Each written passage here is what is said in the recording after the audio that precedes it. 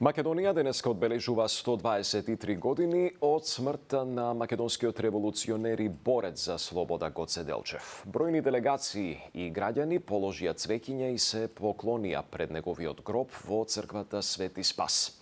А панихида одржа поглаварот на МПЦ Охридска архиепископија господин Стефан, на која што присуствуваше и државно-политичкиот врв.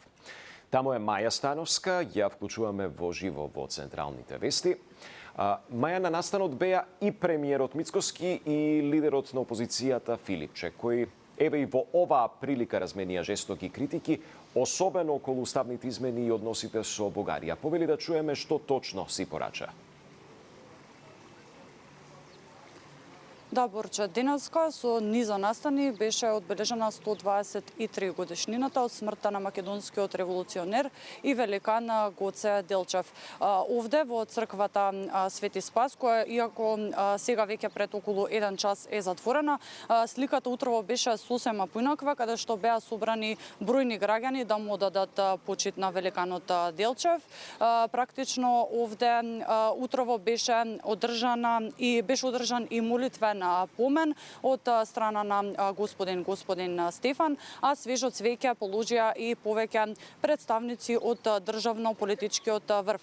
Како што кажа и тие повеќе пораки овде беа испратени и од страна на премиерот Христијан Мицкоски, меѓутоа и од лидерот на опозицијската СДСМ Венко Филипче. Една од главните пораки која што ја упати премиерот Христијан Мицкоски е дека идеалите на Гоце Делчев не само во Македонија треба да бидат почитувани и од остатокот од европските земји, што според него не било случај. Тој истакна дека според него новата бугарска влада нема да донесе за подобрување на македонско-бугарските односи, додека пак лидерот на опозицијската СДСМ Венко Филипче порача дека уставните измени треба да се случат што поскоро и дека тој лично не бил сведок дека Бугарија го негирала македонскиот идентитет. Но за сето ова повеќе детали предлагам да слушнеме во прилогот во продолжение. Новата бугарска влада нема да придонесе за подобрување на односите со Македонија, туку може дополнително да ја вжешти атмосферата, оценува премиерот Христијан Мицкоски. Тој смета дека причината лежи и во дел од домашните политички структури, кои како што вели се подготвени на устапки спротивни на државните позиции. Мицкоски нагласува дека владата останува цврста на своите црвени линии, особено кога станува збор за идентитетските прашања, но истовремено е подготвена за разговори со Бугарија, со очување на аргументите и прифаќање на оние што ќе преовладаат. Ако ме прашате лично мислење, ќе ви дадам лично мислење. Не очекувам воопшто да се промери атмосферата, напротив. Очекувам истата таа атмосфера да се вжешти, затоа што се уште имаме структури и политички, но и општествени кај нас дома, кои што се подготвени да коленичат пред бугарските власти и да бидат мекото ткиво на македонската надворешна политика. Се додека има такви политички структури и општествени сили, јас не очекувам промена на односот на нашиот источен сосед. Но ние како влада сме секогаш подготвени за билатерални, мултилатерални разговори. Лидерот на опозицијската СДСМ Венко Филипче пак обвинува дека премиерот со неговото владење ширил пропаганда, создавал вештачки непријатели и поделби меѓу граѓаните на патриоти и предавници.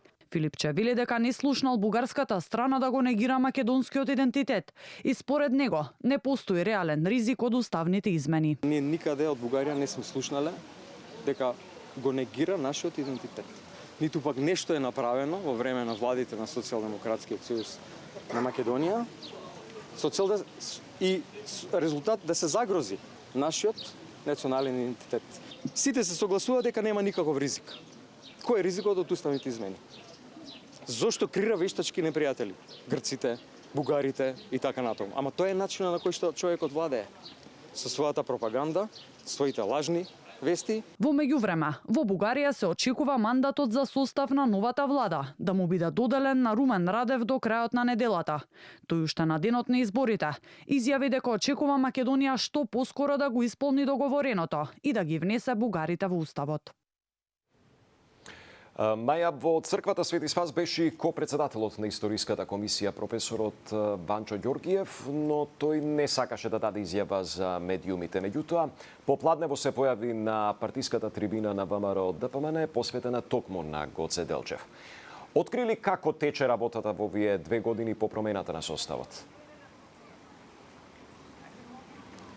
Така, Борче, 123 годишнината од загинувањето на Гоце Делчев беше обележана и со повеќе трибини. Попладнето претходно во владата се одржа трибина насловена "Темел на државноста, визија за иднината", на која меѓу другото се обрати шефот на дипломатијата Тимчо Муцунски, министерката за образование и наука Весна Јаневска, како и министерот за култура и туризам Зоран Љутков.